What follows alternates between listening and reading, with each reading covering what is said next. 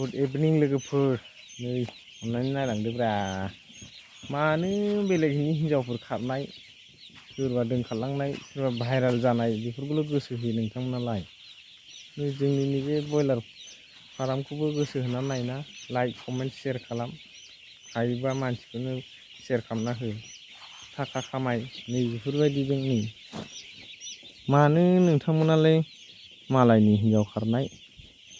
सोरनिबा भाइराल जानाय बेफोरखौल' नायो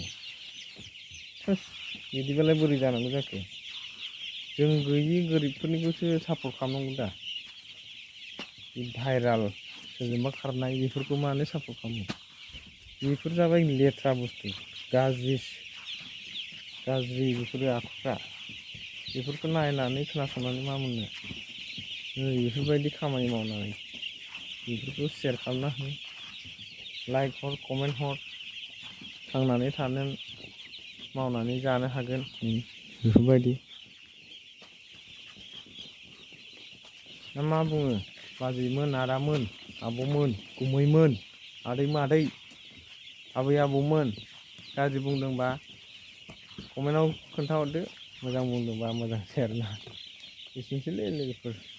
बाय बाय।